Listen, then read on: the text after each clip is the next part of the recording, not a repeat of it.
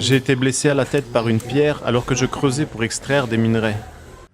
Une vallée défigurée par l'intensité de l'éboulement. Dans la nuit de mercredi à jeudi, les sols, gorgés d'eau après des semaines de pluies intenses, cèdent. Un pan entier de la colline se détache. Des centaines de mineurs se trouvent plus bas. 200 sont morts d'après un premier bilan provisoire. Sur place, les mineurs rescapés sont traumatisés. Il y a eu de la pluie, l'éboulement s'en est suivi et a emporté les gens. Certains ont été engloutis, d'autres sont morts dans les puits. Beaucoup sont encore coincés à l'intérieur. À quelques centaines de mètres de là, sous ces tentes, un hôpital de fortune s'est monté en quelques heures pour soigner les premiers rescapés. J'ai été blessé à la tête par une pierre alors que je creusais pour extraire des minerais. Une première étape avant de rejoindre l'hôpital de Goma, à environ 70 km plus à l'ouest.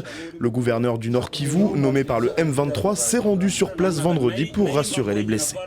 Monsieur le gouverneur a demandé à l'hôpital général de référence de Goma de pouvoir disponibiliser les ambulances pour aller récupérer les blessés qui sont encore à Rubaya. Et ces ambulances sont parties hier et doivent retourner aujourd'hui avec les malades pour venir poursuivre les soins médicaux adéquats ici à Goma.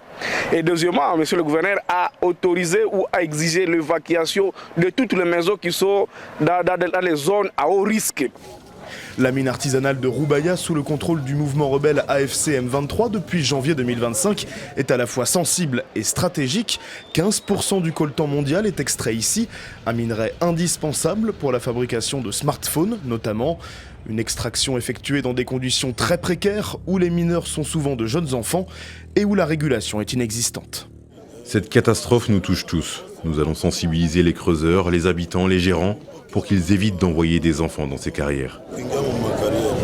Car les drames sont réguliers dans les sites miniers congolais. Dernière catastrophe en date, un mouvement de panique dans la mine de cobalt de Kalando en novembre, où 32 mineurs y avaient perdu la vie.